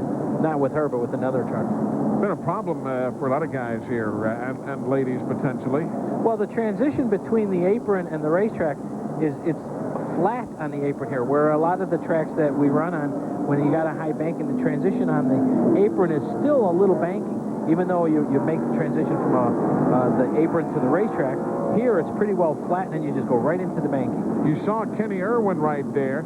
Did manage to get back on the lead lap, was in position to stay ahead of Raines but now comes down to the attention of the crew. One thing is probably for sure, they used up those Goodyear Eagles on the Irwin truck trying to get around the race leader. Eli, it looks like they're applying tape to the nose of the truck to maybe get a little more downforce in the corner. It might be pushing just a little bit on him. Let's go to Glenn Jarrett. That's exactly right, guys. They've got just a little bit of a chassis adjustment they wanted to make on it. Right now, their biggest concern is that not only did they use the tires up, but also used the brakes up in getting by. He ran the truck pretty hard, got the brakes real hot, running a lot of temperature in them right now. They're trying to get those cooled down. They feel like they got a truck that can get back to the top 5. He's got a lot of traffic to come through. He's going to need those brakes, so that's their main concern right now. And if you're curious, you just can't change tires arbitrarily in this series. If you make a tire change without the other tire being flat, it is a 5-lap penalty. So if you go around and say, we need new tires, you're going to lose 20 laps in penalties. So that's why you didn't see a tire change, but certainly on the front you saw the taping that was done. And there's old Tammy Joe's truck. Again, here's what happened. Let's see if we can see. We're in around Hornady truck going down the front straightaway. You can see the 3 trucks up ahead. Hard to say. The way her left front tire was, it looked like, according to the bottom white line, was that the left front was actually below the white line going into the corner. So that's why I made the comment that she probably must have just hit the apron, and that's what shot the truck back out. Tough break for Tammy Joe. Lap number 141 of 200 here at the I-70 Speedway in Odessa, Missouri. Boy, I feel for Kenny Irwin not being able to put tires on, especially at a racetrack like this. He used up the truck pretty good to get his lap back, which he did. Now he's got to really hope that he didn't use up the tires enough where he can't get back up to the front. Boy, he would really love to come in and put on 4 tires. Then you know he'd be one of the trucks to beat. But with the way the rules are written in the truck series, which is a good rule, is you can't change the tires just because you want to. You have to have a legitimate flat tire before you can change it. There's Tammy Jo Kirk, having a 5th place finish at this racetrack a year ago in the NASCAR Slim Jim All-Pro Series. The medics just checking her over, make sure she's okay. And the field is getting the 1-to-go signal from Chris Morgan, so we're about half-mile away from going back to green. 14 trucks being shown on the lead lap. Raines, Hensley, Bickle, and Found. Butch Miller is 5th. Joe Ruttman will restart 6th. Rick Corelli in 7th. Tony Roper, still a super run. He'll restart at 8th. Rick Crawford 9th. Jack Sprague 10th. Mike Bliss will go in 11th. Boris Said still on the lead lap at 12th. Doug George, super run in 13th. And Kenny Irwin in 14th. Dave Resendiz also on the lead lap in 15th. And that's how they'll restart here at the I-70 Speedway. Raines got a great jump. That's very important because the pathway around the racetrack is right around the bottom, and you can see Raines got about a 5-6 truck length lead there on Jimmy Hensley in 43. There's the spread, 1st to 2nd, then a lap truck, followed by Rich Bickle in 3rd.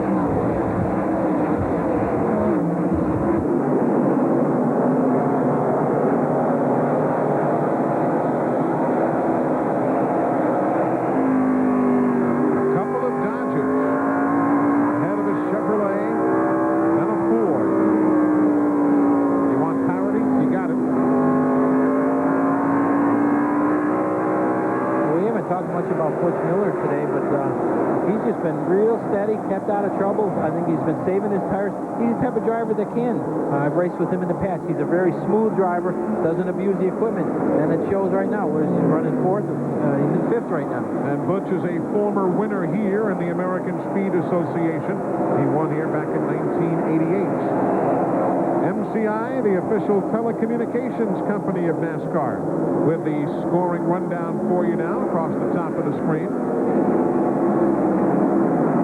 13th place, Doug George. Good run for them. They're kind of getting a little short on the funds. Didn't know how long they'd be able to continue.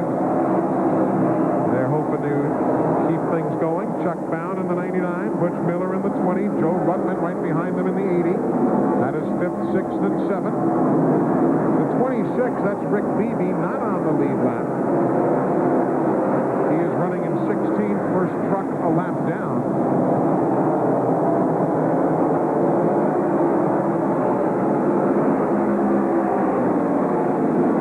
You can see Kenny Irwin in the 98 there just behind Mike Bliss. He has moved through this traffic very, very well. As it looks like he had some tire left, he's moving right back into contention. He's in 11. Mike Bliss just ahead of him in 10th in the number 2 truck.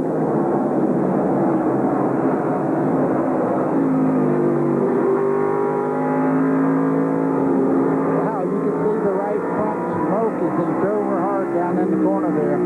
I tell you, Kenny Irwin's driving the wheels off this truck today. He has really fought his way from 2 laps down, and now he's back in the 11th spot.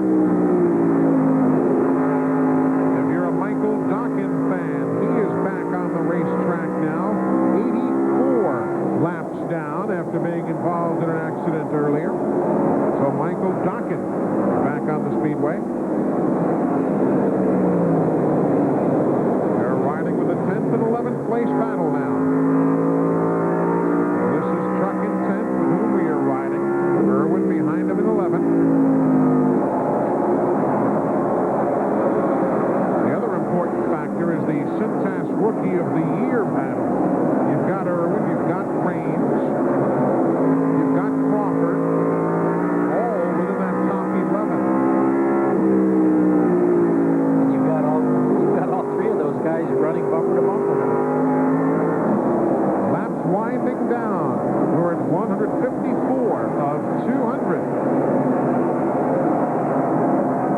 Exclusive TNN coverage of the Western Auto Parts America 200 is brought to you by the more than 1,550 AutoZone stores across America. AutoZone, the best parts in auto parts. And by Chevy Trucks, the most dependable, longest-lasting trucks on the road. Winding down towards the finish, we're at lap 162 of 200. Tony Raines continues to lead. Jimmy Hensley is second. Now the battle for third. 99, Chuck Bound inside of Bickles, 17. See Chuck on the bottom side there. Had problems. Main straightaway. Kenny Irwin spins. Kenny Irwin has just spun here on the main straightaway, and caution is on the Speedway. That's a heartbreaker. That's a heartbreaker for a guy who has battled so much today, and down a lap he goes. He worked so hard today to get back those laps that he was down, and now he's back down one more lap. So Kenny Irwin spun coming off the corner. Let's take a look at what happened, guys. See Kenny Irwin hard into the side of Bliss there. You see the back of the truck getting away from him. That's just going in there making very light contact, but it spins the truck around. Too bad for Kenny Irwin. He's tried so hard today. Again, as you see right in the center of the corner, that left front tire just got that down on the apron, got the truck to wiggle, and I'm sure with Mike Bliss on the outside, took a little air off of the back spoiler, and away he went. Well, right now, it's Dodge first and second, a Ford third, and a Chevrolet in fourth. Dodge has never, ever won on the NASCAR Craftsman Truck Series. They have had 3 second-place finishes. Dennis Setzer did it once. Jimmy Hensley did it once. Rich Bickle once last year finished second. Dodge has never won in this series history. Well, we got a strong chance today, I'll guarantee you. Tony Raines has drove that truck very, very hard. You can see damage on the right side from an incident that happened very early in the race, but it certainly didn't hurt the way that truck's performing. Rich Bickle is now running in the 4th spot, Glenn Jowett. Any concern down there? What are they saying? Well, let's find out. Let's ask his crew chief, Dave McCarty. Dave, you've fallen from 1st to 4th in this segment. Is there anything wrong with the truck? Well, we made some air pressure changes here at the halftime, and I don't think we went the right way. Right now, we're just biding what we got with a diehard Chevy, and we're just doing the best we can. I believe with Rich's experience, he might be able to get some of them back, but I don't think we have anything for the 19 today. It doesn't look like that anybody has anything of the night for the 19 or the 43. Guys, just one more thing about those Dodges. You know, we talked about how much horsepower they've been giving away, and they have had to work so hard on their chassis just to try and keep up. And I just feel like that they have worked so hard on their chassis, maybe harder than anybody else, that they've got them absolutely perfect. At least they do here today. The see Rich Bickle as he tries to get back into the hunt. Tony Raines, along with Butch Miller and Brian Refner, former American Speed Association champions, on the racetrack here today. 8 caution flags already today for 39 laps. We also have the red flag period for 39 minutes due to rain earlier this afternoon. And we are getting set to go back to green. Tony Raines has to feel like this 98's a part of his truck. Every restart today, he's been on the inside of him trying to get a lap back. And he doesn't. He doesn't. Can he stay there, though? Kenny Irwin back on the tail end of the lead lap. Stacy Compton is back on the racetrack. You just saw them going around a slow truck. That is Stacy Compton as Troy Selberg and the crew getting him back on the Speedway after problems earlier at lap number 66. They'll be 103 laps down, but they're back out there.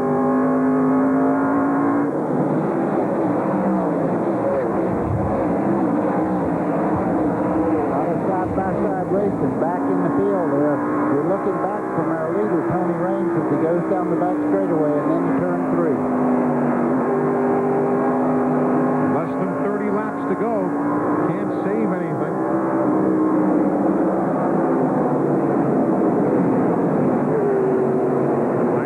Bound in the Exide truck third. Bickle is fourth. There you see Hensley in second, just ahead of Chuck Bound. Eli, you can see smoke. Rick Beebe coasting back to the pits. Looked like an engine expired on that truck as he was going down through the middle of turn 2. Lap 172 of 200. That is second and third place on the screen now. Bickle right behind in fourth. And that yellow Pennzoil truck just ahead is Tony Raines. Now we'll take you back to fifth place. Butch Miller right there in fifth. Joe Rutman in the 80. He's running in sixth. Corelli in the Remax truck. He's seventh. Eli, you have to wonder whether Kenny Irwin may be hurting Tony Raines a little bit right now. He's just in front of him. He is back in the lead lap, but they're closing in. Second, third, and fourth trucks are closing in on Tony Raines now. We're staying with fifth place, Butch Miller. The Walker Evans team. And there's Joe Rutman for Jack Roush.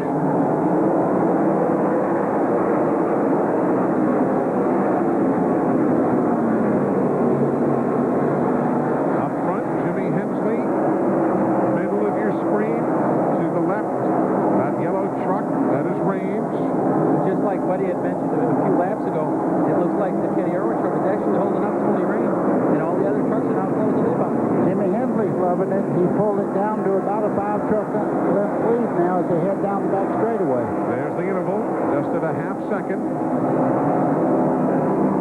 Well, you can see that Tony Raines is looking all over Kenny Irwin's bumper, trying to figure out how to get by him. Glenn Jarrett, it's getting tight.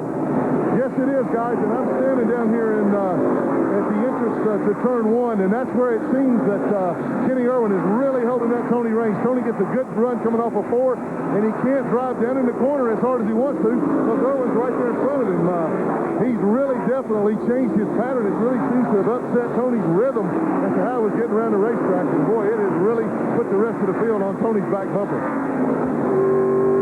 Back now with Raines, who has led 129 of the 181 laps thus far. He's been dominant and is trying to become only the second rookie in series history to win a race. Kenny Irwin did it earlier this year at Homestead, Florida. Right now, Raines is probably going to put the bumper to him. I would have already tapped and got his attention by now. Of course, I was not one to wait a great deal of time, but as you can see, the first 5 cars are bumper to bumper right now, and I tell you, Raines has to do something pretty quick here. What I like is you got a rookie against the veteran here, too. the rookie Raines and the many-year veteran Jimmy Hensley, and you got Chuck Bound and Bickle all right there. One bobble, and this whole deal can change. And while they're doing this, Butch Miller, Joe Ruttman, all the trucks are coming nose to tail right now, so we got a real shootout here for the last part of this race. There you see the intervals now across the top of the screen, along with the rundown. What, 1 and 4/10 seconds from first back to Butch Miller in fifth. Rick Beebe and Dan Kress taking their respective trucks to the garage as the attrition list grows, now with 19 laps remaining. So you want to be a driver, do you? I guarantee you Raines right now is thinking, maybe I ought to try that outside. No, I'm going to wait for him to make a mistake. And you see Kenny Irwin getting very loose out of turn 4 there. The only thing that's helping Tony Raines right now is that Jimmy Hensley hasn't been able to make a move on him.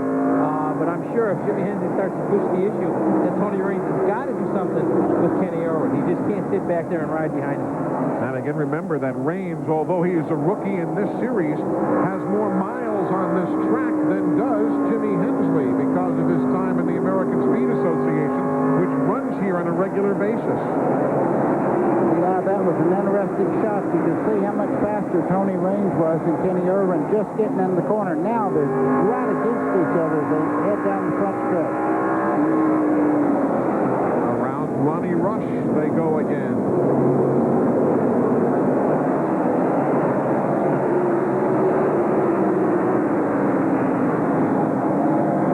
The Raines pulls right up on the tailgate through the corner, down the straightaway. Kenny Irwin's truck is very strong, but watch when he gets the corner here. He'll run directly up on him as they start off the turn. Of course, Dodge also has a bonus on the line for the first Dodge driver to win, and it would be, if I'm not mistaken, the first Dodge victory in NASCAR in about 20 years. And there is a Dodge Ram truck as a bonus on the line for the first Dodge team member to win a NASCAR Touring Series race. The last Dodge win, Larry Caudle in the Goodies Dash Series. That was back in 1995, but of the major Touring Series, with no disrespect to the Goodies Dash, it's been about 20 years. 10 laps to go. You see Kenny Irwin getting a little wide there. Looks like Raines is going to make the pass. Tony's finally been able to put the move on.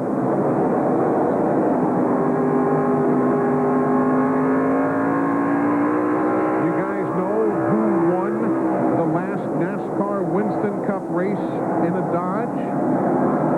Who?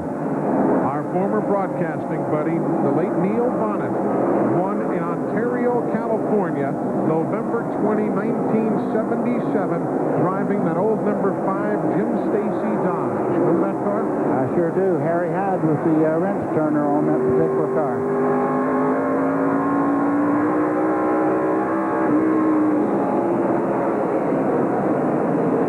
Chuck Bound there in third, Bickle in fourth.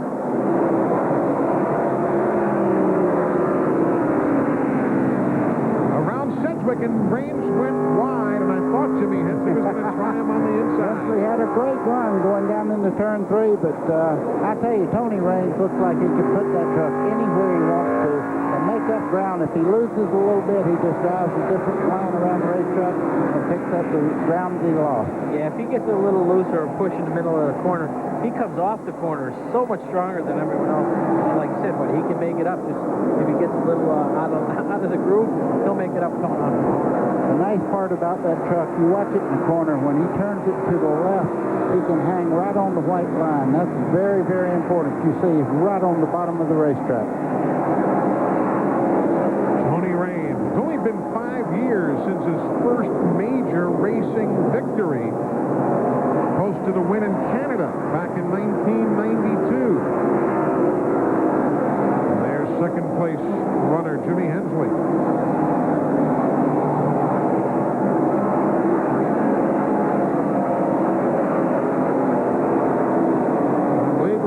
Some big-time emotion in Victory Lane when this one takes the checkers. I wonder wonder if he's got somebody to drive a truck on for him, because it looks like he's going to win one right here. Tony Raines has drove an outstanding race. Got wrecked right at the first part, hit the wall very hard, but look at that truck handle around the bottom part of this racetrack. The truck is just handling beautiful. When you have a truck like this, it kind of makes you as a driver look pretty good, too. Back to the stripe, white flag being displayed. Tony Raines and Jimmy Hensley. Couple of Dodges, first and second.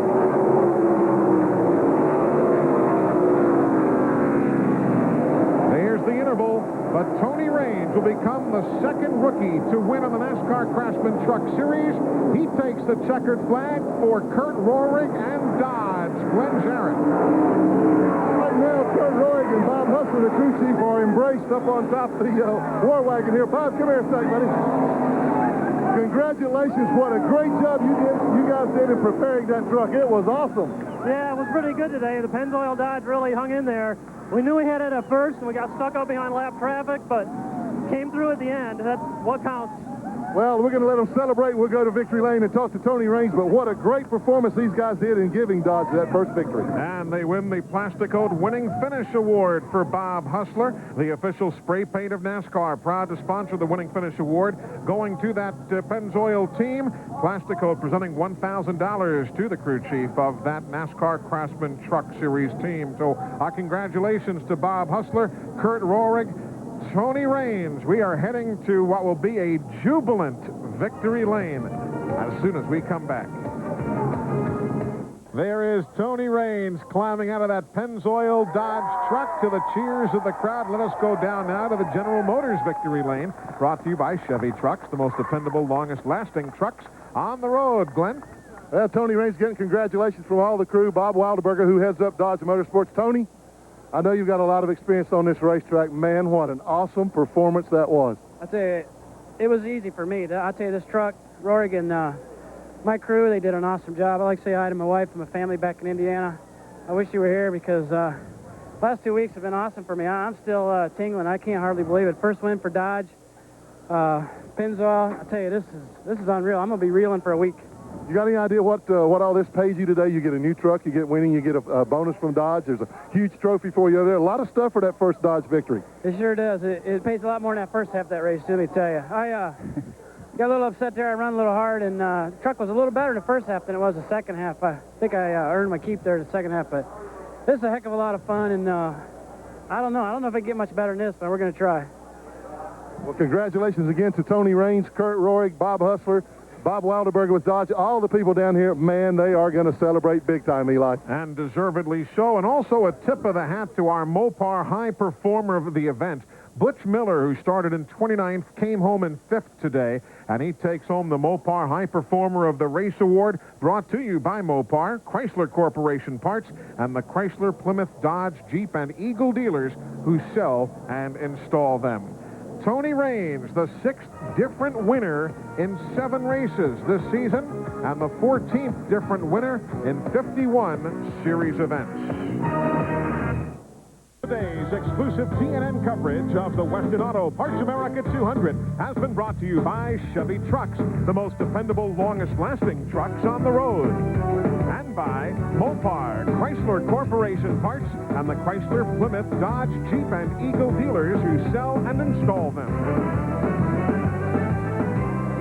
Let's take a look at the unofficial results. Couple of Dodges showing the way, then a Ford and a Chevrolet truck in your top 4. There you see, great run again for Tony Roper, as we mentioned earlier. And Jack Sprague, not really a factor today, coming home in the 10th spot. On down the line, good run for Doug George. Boris Shed, a super finish. New daddy Dave Rezendes there. Brian Reffner, after the early spin, champions home in 20th spot. And then taking you even further back, there you see Ken Allen. Ron Hornaday, he lost 1 spot in the points to 5th, and that's the only change in the top 5. Stacy Compton comes home there in 30th, some 103 laps down. Tammy Jo Kirk right there in the middle, 25th spot after her accident. Jay Sauter, and the first out of the event was Mike Cope. A lot of smiles for Tony Raines. He was just a happy man today, and it's got to be nice when you got a truck that'll work like that one. It worked all day, Eli, and the nice part about it, he drove the truck after it had a wreck and it really flattened the side out. He drove it back and did a nice job all day long. Bill Venturini, good to have you alongside. Well, glad to be here. As we said, Tony's truck was the only truck that seemed to be able to pass anyone on the outside today, and it showed by the win. Don't forget, next weekend, the trucks in Loudon, New Hampshire, NASCAR Winston Cup and Busch Series racing from Dover Downs, all right here on TNN Motorsports. For Buddy Baker, Bill Venturini, and Glenn Jarrett, I'm Eli Gold. Thanks so much for joining us, and congratulations to that man, Tony Raines, winning for Dodge here in Odessa, Missouri. So long, everybody.